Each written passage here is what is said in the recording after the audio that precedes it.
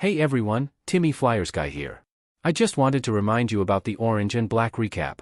The Orange and Black Recap will be making its return for the 2024 to 2025 Philadelphia Flyers season exclusively on the Timmy Flyersguy YouTube channel, my Instagram TimmyTheFlyersguy215 and the Flyers Extreme Facebook group.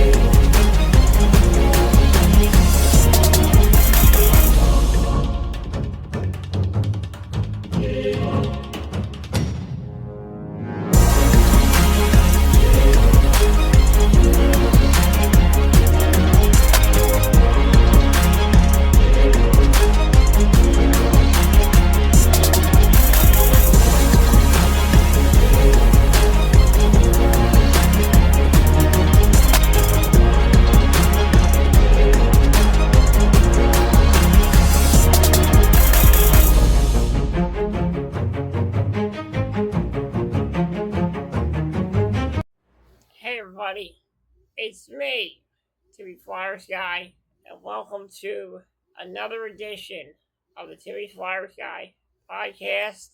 I'm your host, Timmy Flyersguy. This video will go up on Tuesday, but I just wanted to come on here and talk about something that I really wanted to talk about. And in today's episode, I'm going to compare how wrestling is now and how wrestling is today. And let's start with WWE. Let's talk about the WWE. I remember years ago, whenever they build up a match, they really knew how to build up a match. Nowadays, you don't see build up to a match anymore. You don't see that great build up anymore to a really big match.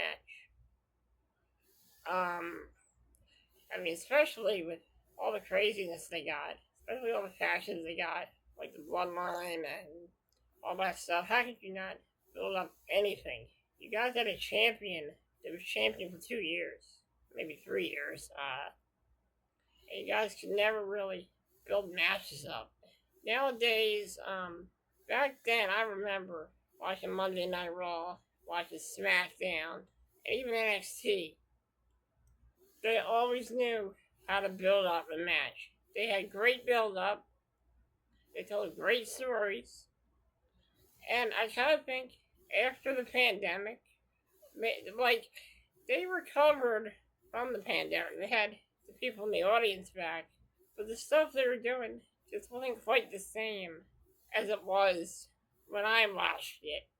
I remember growing up watching Monday Nitro, Monday Night Raw, WWE Saturday Night, WWE Pro, all those great wrestling shows. And they always had great build-up and great storylines. You had the NWO storyline. That was one of the biggest storylines in WCW. And then you had WWE, who in 1998, 97 changed their ways of doing things, having a more grittier show. And we don't see that anymore. And there's a reason for that. The whole Vince McMahon scandal is probably one reason. We don't hear much about the Attitude Era anymore. because of the legal situation that's going on with Vince McMahon. And it was just so different. It's so different nowadays. There's like so much, there's less build up, and they focus more on the matches than the build up. You know, if you want to have a great match, you gotta have a good build to it. You gotta hype it up. And one more thing is, entrance videos were so much better back then. Wrestlers actually got entrance videos on the Titantron. Nowadays, when you watch wrestling, it's just a freaking logo flashing on the screen with the guy's name. And that's all you get. I mean, seriously. Although NXT is trying to bring back those great entrance videos, some of the guys they got, like Joe Hendry and Lexus King and all those guys, they're trying to bring that back. But I just think that things were so much better back then. Like, especially with everything, everything was better back then. Everything was better when Toys R Us was still open. Everything was better when Sears was still around. Hell, everything was better. Even foods have changed these days. Like, they don't taste the same as they used to. I mean, I'm not even really to eat anymore because of the tracheostomy. But my mom even told me that a lot of the food she's been eating have tasted different, and it seems like they've changed the recipes, especially with fast food places too, like McDonald's, KFC, and Taco Bell. It's just not the same as it used to be. And the old saying goes, things were much better back then than they are today. And that's true. That's very true. Things for wrestling back in the day were so much better. You had guys, larger than life guys, who would go out there and put on a show night after night. Whether they were good guys or bad guys, they went out there and they gave up their heart in everything they've done. I'm not saying that the wrestlers today don't have any heart, because look at Cody Rhodes. He has more heart than anybody on that roster right now. But the thing is, a lot of other guys don't follow suit. You know, you have guys like Cody Rhodes, guys like Chad Gable, Sami Zayn, Kevin Owens, Randy Orton. They have heart. They have heart. No, they are the leaders in the locker room, and they can bring so much build up to matches. And the way things have been going, things have changed. But in a way, I tried to watch AEW. At first, I bought into it. But then I realized, maybe it's not that good. I mean, it's okay, but it's not the caliber of WWE. And I kind of thought with WWE having competition again, we would get some good, grittier storylines. The only great storylines we've gotten are the Bloodline storyline and the storyline between Sami Zayn and Chad Gable. Those are two great storylines so far. And those are the only two storylines that we ever see, are the Bloodline and that's all we see. And I kind of think WWE needs to come up with more unique storylines nowadays. I mean, let's go back to 2019. The storylines in 2019 were absolutely ridiculous in 2019-2020. You had that whole feud with Lashley and Rusev over Lana, who turned on Rusev. And then you got Liv Morgan in the mix, and they try to add like a same-sex relationship between Liv Morgan and Lana. And then they try to turn Lana face. That doesn't work. She gets put through a table week after week. Then we got this group called Retribution, in 2020, they come out of nowhere and they just wreck shit, trying to be like the NWO and the Nexus. It's like they're trying to rehash the whole Nexus angle. And I liked the Nexus angle. I thought it was great. I didn't think that it should have ended with John Cena's team getting the victory at SummerSlam. I kind of think Nexus should have won that match. You see, you have guys like the NWO. What did the WO do every single week? They kept winning and winning every single week, and WCW cannot find any ways to stop the NWO. They kept trying, but it just didn't work week after week. And that's what WWE should have did with the Nexus. And the fact is they tried to rehash the whole Nexus angle really is not good.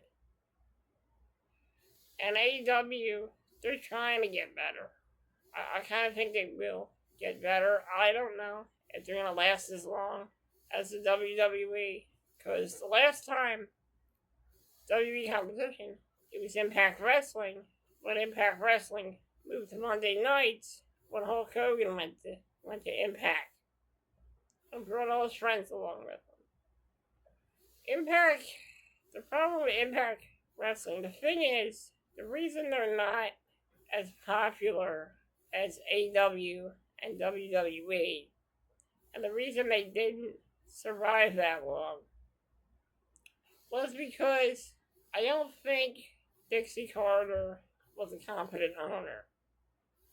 And they brought guys in like Hulk Hogan and all them old guys with so many big contracts. It really bit them in the ass in the end. And the whole Hulk Hogan working angle, that really got out of hand. And it really ruined the momentum for Impact Wrestling, because the way they did business, they did not know how to do business right. Because first of all, they lost one of the best wrestlers ever in AJ Styles, who is wrestling for the WWE. I don't know if he still is wrestling or he's on a brief hiatus. But TNA really, Impact Wrestling really dropped the ball when they let go of AJ Styles. And that's when the downfall of Impact Wrestling started to happen. And this is why wrestling back then was so much better. Growing up, watching wrestling, it was like an event. It was like appointment viewing. Every single Monday, I would have to go to school, and every single time, I would look forward to coming home watching Monday Nitro and Monday Night Raw. Let me tell you, I used to flick between both channels to see what was going on both shows. That was a good time, great time to be a wrestling fan. And it all changed in 1998 for WCW when they had that stupid angle when Hulk Hogan poked Kevin Nash in the chest. Kevin Nash went down and Hulk Hogan pinned him to win the world title. And let's not forget when Tony Schiavone made a comment about the Mick Foley winning the WWE title, saying that would put a lot of butts in the seats. That really backfired for WCW. And the downfall continued from 1999 all the way into the demise of WCW in 2001. After that, there was only one wrestling company that I would watch after that, and that was WWE. I would watch Monday Night Raw, SmackDown, and NXT when it came out. I used to watch Main Event. I dabbled in Main Event and Superstars a couple times. I even watched that ridiculous mixed match challenge thing that they used to do. And 205 Live. I watched 205 Live and NXT UK, which is now defunct now. I don't know how they dropped the ball. dropped the ball on that. But wrestling was fun back then. It was fun to watch. Storylines were interesting, and I was hooked I was hooked, and I would not miss a single episode. Once WCW hit a big downfall, that's when I started to switch. I started to switch back to WWE, and it was a good switch. The WWE had so many great storylines, and it brought in so much great talent. WWE has a lot of good talent. They just have to find a way to really build this talent up. That's what they need to do to be better and to be stronger. WWE, in my opinion, is going through what the Philadelphia Flyers had to go through, and that is a rebuild. I kind of think this is the decade of the rebuild for WWE, because with NXT, they're building new and better stars, future men and women of the wrestling industry. So I honestly think that the future is bright for the WWE and all the talent that they have on NXT. I kind of think that they're taking their time with the talent on NXT. They did bring up Blair Davenport to SmackDown, which I'm all for. I think she's earned that. And Tiffany Stratton,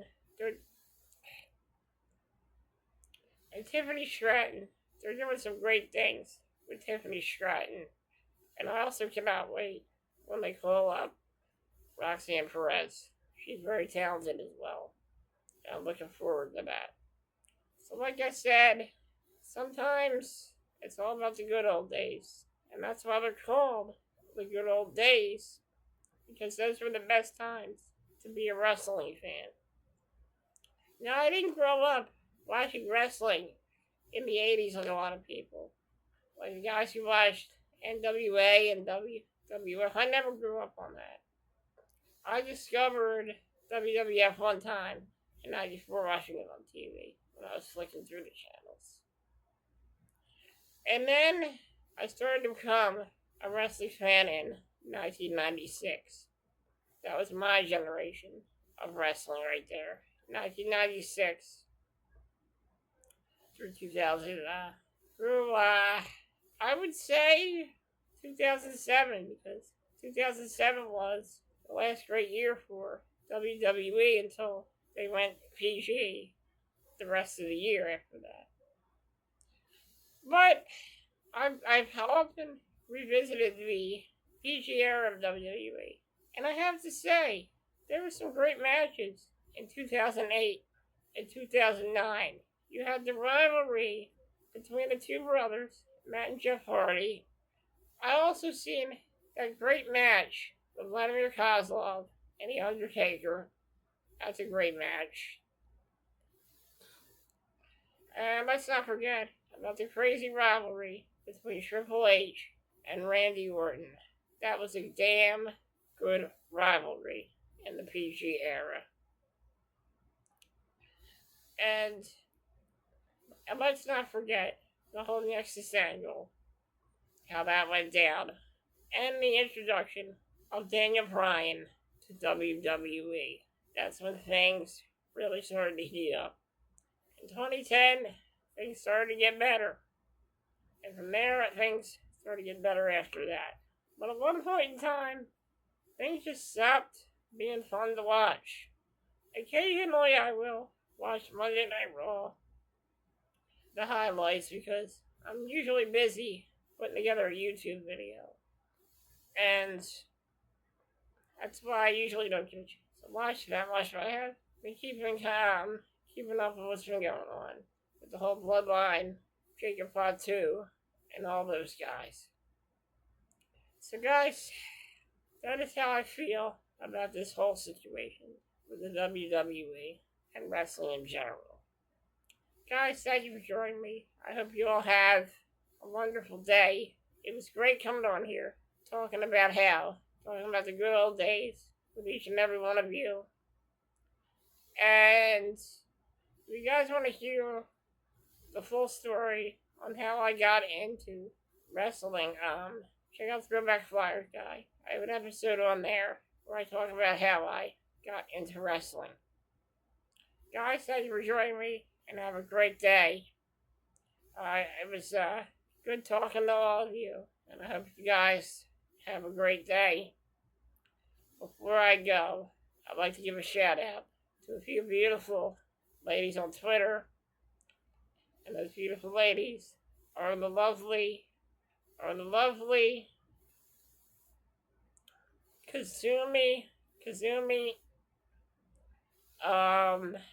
the lovely SummerVixen, the lovely SummerColxoxo, and the lovely SummerColxx,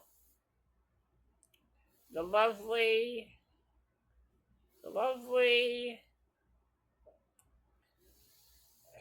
lovely Kendra Lust, and the lovely Britney Amber. Love you all so much. So the shout outs I'd like to give her lovely Kazumi, the lovely Kendra Lust, the lovely Kendra Lust, the lovely Kendra Lust, lovely start over. Let me start over. I'd like to give a shout out to the lovely Arietta Adams, the lovely Brookie Blair, the lovely Kazumi, the lovely Britney Amber, and the lovely PennyPax. I gotta start over. Let me start over. Alright. I'd like to give a shout out to some very lovely ladies.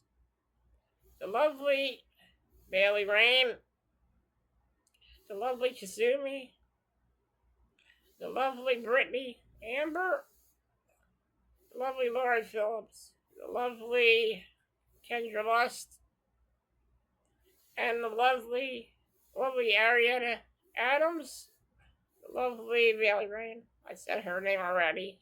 The lovely Arietta Adams, the lovely Brookie Blair, and the lovely Emma Hicks. I'd also like to give a shout out to some great YouTubers here on YouTube. I'd like to give a shout out to Grimm's Toy Show, Grimm Experience, Kid Behind the Camera, McJuggernuggets, and McJuggernuggets, and McJuggernuggets, and McJuggernuggets, and McJuggernuggets, and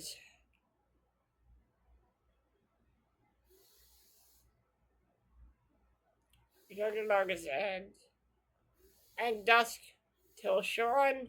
He has some great videos talking about old Nicktoons, and he does some great Hey Arnold videos about the characters of Hey Arnold. So check out Dusk Till Sean. Guys, thank you for joining me, and have a great day, everyone. And remember, the good old days may be gone, but the memories still remain. Have a great day, everyone.